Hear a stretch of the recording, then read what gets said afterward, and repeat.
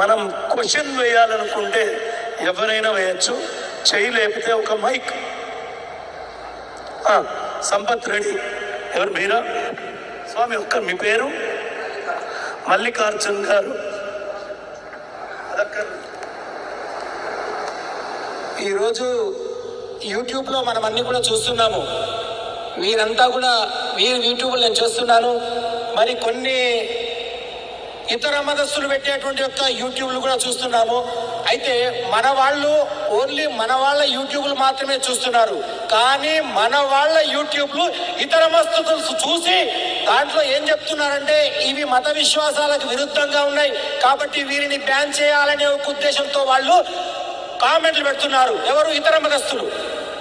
ఆ విధంగా మనం కూడా ఏం చేయాలంటే ఇతర మతస్థులు చేసినటువంటి యొక్క వీడియోల్లో మనం కూడా ఇంట్లో ఈ విధమైనటువంటి యొక్క మత విశ్వాసాలు రెచ్చగొట్టే విధంగా ఉన్నాయని చెప్పి మనం కూడా కామెంట్లు పెట్టి వాళ్ళ యూట్యూబ్లను బంద్ చేయించాలి.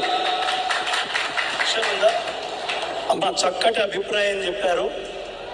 దీనికి ఎవరో కాదు, ప్రత్యక్షంగా బలవుతున్న వాడిని నేనే.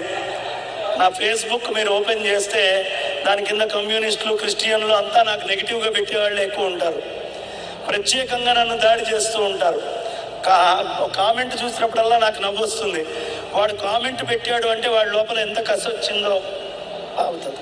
కసి వచ్చిందో వాళ్ళ ముందు వాళ్ళు నిల్చొనే మాట్లాడాలని నేను నిర్ణయం తీసుకున్నాను. It's an honour. వాళ్ళ మీద ఉన్న గౌరవం కొద్దీ నేను నిల్చొని మాట్లాడుతున్నాను. వాళ్ళు ధర్మం పక్షాన ఇలా నిల్చొని ఉన్నారని చూపించడానికి సంకేతం ఇది. ఎంత అద్భుతంగా కామెంట్లు పెట్టడానికి తిరిగి అందరూ చూడండి అమ్మా, దయ ఉంచి చూసి కామెంట్లు పెట్టడం నేర్చుకోండి. కింద కామెంట్ చూసామా వెళ్ళిపోయామా అనుకోవటం హిందూ ధర్మం కాదు. అడ్డమైన అనవసరమైన వాటన్నిటిలో వేలు పెడతాం. సీరియల్ చూస్తే సీరియల్ మీద ఫోన్లు చేసి మరీ కామెంట్లు పెడతాం. ఏ ధర్మాన్ని తిట్టినప్పుడు కామెంట్లు పెట్టాల్సిన బాధ్యత లేదా? ఖచ్చితంగా పెడదాం.